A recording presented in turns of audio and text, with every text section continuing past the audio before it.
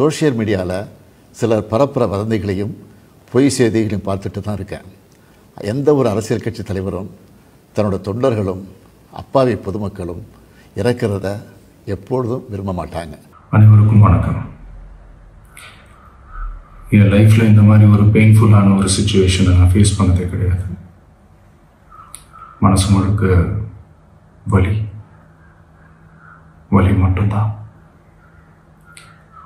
இந்த சுற்றுப்பயணத்தில் என்னென்ன மக்கள் பார்க்க வராங்க, அதுக்கு ஒரே ஒரு காரணம் தான் அவங்க என் மேலே வச்சிருக்கிற அன்பும் பாசமும். அந்த அன்புக்கும் பாசத்துக்கும் நான் எப்பவும் கடமைப்பட்டிருக்கிறேன். அதனால தான் இந்த சுற்றுப்பயணத்தில் மற்ற எல்லா விஷயங்களையும் தாண்டி மக்களுடைய சேஃப்டி, அதில் எந்த காம்ப்ரமைஸும் பண்ணிடக்கூடாதுன்றதுக்காக தான் அது என் மனசில் ரொம்ப ஆழமாக இருக்கும் அந்த எண்ணம். அதனால தான் இந்த அரசியல் காரணங்கள் எல்லாத்தையும் தவிர்த்துட்டு ஒதுக்கி வச்சுட்டு மக்களோட சேஃப்டி மட்டும் மைண்டில் வச்சுக்கிட்டு அதுக்கான இடங்களை சூஸ் பண்ணுறது, அதுக்கான இடங்களை பார்த்து பெர்மிஷன் கேட்குறது, போலீஸ் டிபார்ட்மெண்ட்டில் அதை ரிக்வெஸ்ட் பண்ணி கேட்போம். ஆனால் நடக்கக்கூடாதது நடந்துருச்சு. ஆனால் மனுஷன் தானே, அந்த நேரத்தில் அத்தனை பேர் பாதிக்கப்பட்டு இருக்கும்போது எப்படி அந்த ஊரை விட்டுட்டு என்னால் கிளம்பி வர முடியும்? நான் திரும்ப அங்கே போகணும்னு இருந்துச்சுன்னா அதை ஒரு காரணம் காட்டி அங்கே வேறு சில பதட்டமான சுச்சுவேஷன்ஸ், வேறு சில அசம்பாவிதங்கள் அந்த மாதிரி எதுவும் நடந்துடக்கூடாதுன்றதுக்காக தான் நான் அவாய்ட் பண்ணேன். இந்த நேரத்தில் சொந்தங்களை இழந்து தவிக்கிற இத்தனை குடும்பங்களுக்கும் என்னுடைய ஆழ்ந்த இரங்கலை தெரிவிச்சுக்கிறேன். எனக்கு தெரியும், என்ன சொன்னாலும் இது ஈடேயாகாதுன்னு எனக்கு தெரியும். ஹாஸ்பிட்டலில் ட்ரீட் பண்ணிகிட்ருக்கிற எல்லாருமே சீக்கிரமாக க்யூர் ஆகி வரணுன்றதை இந்த நேரத்தில் நான் வேண்டிக்கிறேன்.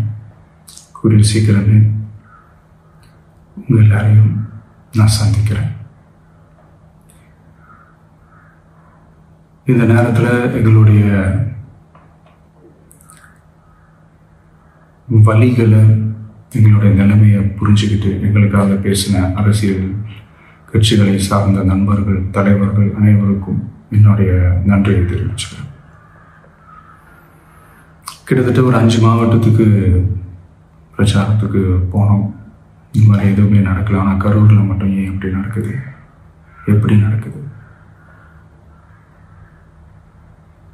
மக்களுக்கு எல்லா உண்மையும் தெரியும்.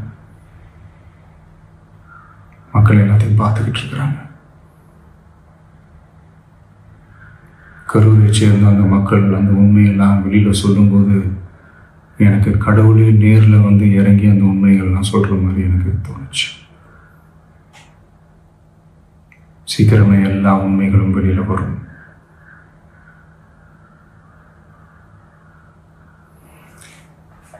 எங்களுக்கு தரப்பட்ட இடத்துல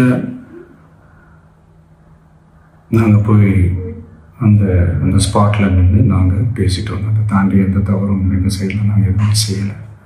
பட் இருந்தாலும் எங்கள் கட்சியை சேர்ந்த நிர்வாகிகள், தோழர்கள் மேலே எஃப்ஐஆர், அது மட்டும் இல்லை சோஷியல் மீடியாவை சேர்ந்த நண்பர்கள், தோழர்கள் அவங்க மேலே எஃப்ஐஆர்லாம் போட்டு இப்போ பிடிச்சிட்டு இருக்கிறாங்க.